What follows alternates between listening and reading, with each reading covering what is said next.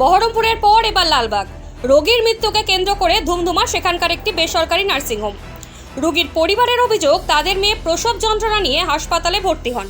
চিকিৎসারত অবস্থায় মৃত্যু হয় তার। অভিযোগ, মৃত্যুর পরেও হাসপাতাল কর্তৃপক্ষ মুর্শিদাবাদ মেডিকেল কলেজ হাসপাতালে রেফার করেন। সেখানে নিয়ে গেলে চিকিৎসকেরা মৃত বলে ঘোষণা করেন। তারপরেই শুরু হয় ভাঙচুর, মারধর। খবর পেয়ে ঘটনাস্থলে পৌঁছায় বিশাল পুলিশ বাহিনী। পরে পরিস্থিতি স্বাভাবিক হয়। ঘটনার তদন্ত শুরু করেছে পুলিশ।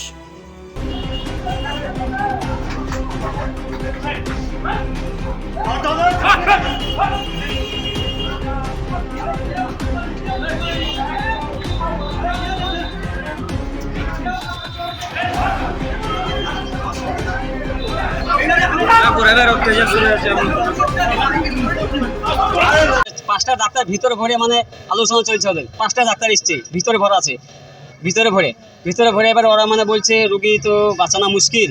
তো ওরা মানে আলোচনা করছে, দিয়ে বলছে এটা তাড়াতাড়ি পেঠে দাও বলছে, বহরমপুর করে ছেড়ে দাও বলছে। মানে মারা গেছে তখন, তো রুগী তখন মারা গেছে। তখন এবার জোর জবরদস্তি পেঠিয়ে দিচ্ছে, বলছে সাইন করো, এই করো। আমি সাইন করলাম না। তারপরে কি হলো? তারপর আমার শালাকে পেঠিয়ে দিলাম বহরমপুর। আমি মোটরসাইকেলে গেলাম, তো এখানে যে দেখছে মরে গেছে বুঝছি। কে মারা গেছে? বাচ্চার মা। বাচ্চা আছে। বাচ্চা বেঁচে ছিল তো। বাচ্চা এখন কি বেঁচে আছে? বেঁচে ছিল তো। আমি তো আসছি বহরমপুর থেকে। বাচ্চা মেয়েরা আমার স্ত্রী, বাচ্চা বেঁচে ছিল, আমার স্ত্রীর হাতে ছিল বাচ্চাটা। হ্যাঁ, ঘটনাটা আপনার এই 2 ঘন্টা আগে। এটা সিজার একটা ভুল হয়েছে মনে হয়। পেটের ওপর অপারেশনটা ভুল হয়েছে, মারা গেছে এখানেই। ওরা তখন 6-7 জন আসলো নিচে, তখন ওরা আলোচনা করছে পেঠে দাও বলছে। মানে মরে গেছে তো পেঠে দাও বলছে। ছিলাম দিয়ে সিজার হলো 11টার সময়। তারপরে একটু ভালোই ছিল, তারপরে ঝিকনি উঠে গেল, চোখ মুখ আন্ধার হয়ে গেল। দিয়ে ওরা বলছে ট্রান্সফার কর বহরমপুরে, দিয়ে পেঠে দিল। আর ওখানে নিয়ে গেলাম, যে বলছে কি ওখানেই মরে গেছে, তাই বললো নাইখো, তাই বললো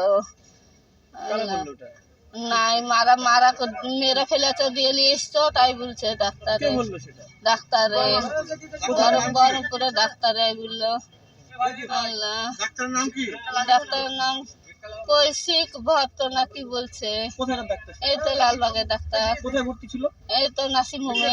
আপনারাই পারেন যে পরিবার, গরিব পরিবারকে এইভাবে মানুষের মৃত্যু উপরবেলা আছে, ঠিক আছে, কিন্তু এইভাবে যে লাশকে মানে মারা গেছে তারপরে তখন বলছে আমি বহরমপুরে ট্রান্সফার করলাম, এর তো হতে পারে না জিনিসটা।